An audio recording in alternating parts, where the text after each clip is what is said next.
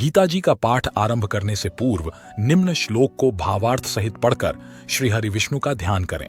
अथ ध्यानम शांताकारम भुजगशयनम पद्मनाभम सुरेशम विश्वाधारम गगन सदृश्यम मेघवर्णम शुभांगम लक्ष्मीकांतम कमलनयनन योगिभिर्ध्यान गम्यम वंदे विष्णु भवभयहरम सर्वलोकैकनाथम। भावार्थ, जिनकी आकृति अतिशय शांत है, जो शेषनाग की शैया पर शयन किए हुए हैं, जिनकी नाभि में कमल है, जो देवताओं के भी ईश्वर और संपूर्ण जगत के आधार हैं, जो आकाश के सदृश सर्वत्र व्याप्त हैं, नील मेघ के समान जिनका वर्ण है, अतिशय सुंदर जिनके संपूर्ण अंग हैं, जो योगियों द्वारा ध्यान करके प्राप्त किए जाते हैं, जो संपूर्ण लोकों के स्वामी हैं, जो जन्म मरण रूप भय का नाश करने वाले हैं, ऐसे लक्ष्मीपति कमल नेत्र भगवान श्री विष्णु को मैं प्रणाम करता हूँ।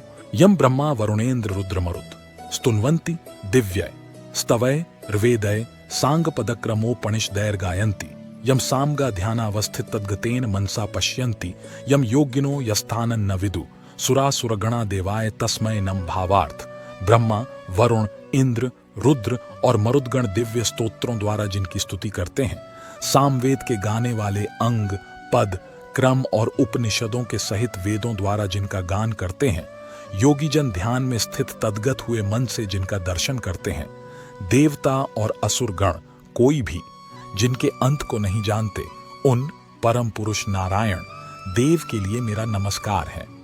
दोनों सेनाओं के प्रधान शूरवीरों की गणना और सामर्थ्य का कथन। धर्म क्षेत्रे कुरुक्षेत्रे समवेता युयुत्सव मामकाः पांडवाश्चैव किम कुर्वत संजय। धृतराष्ट्र ने कहा, हे संजय, कुरुक्षेत्र के पवित्र मैदान पर एकत्रित होने और लड़ने की इच्छा के बाद मेरे पुत्रों और पांडु के पुत्रों ने क्या किया।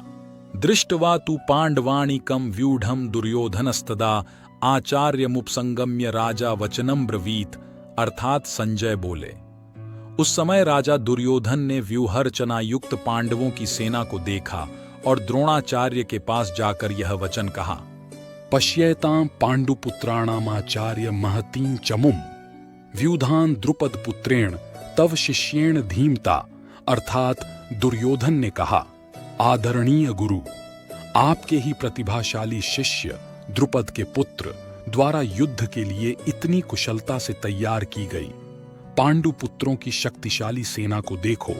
अत्र शूरा महेश्वासा भीमार्जुन समायुधि युद्धानो विराटश्च द्रुपदश्च महारथ धृष्टकेतुश्चेकितान काशीराजश्च वीर्यवान पुरुजित कुंती भोजश्च शब्यश्च नरपुंगव युद्धामन्युश्च विक्रांत उत्तमौजाश्च वीर्यवान सौभद्रो द्रौपदेयाश्च सर्व एव महारथः।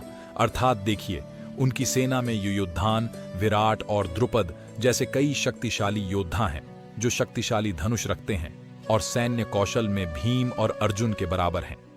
धृष्टकेतु, चेकितान, काशी के वीर राजा, पुरुजित, कुंती भोज और शैब्य जैसे निपुण नायक भी हैं, सभी सर्वश्रेष्ठ पुरुष।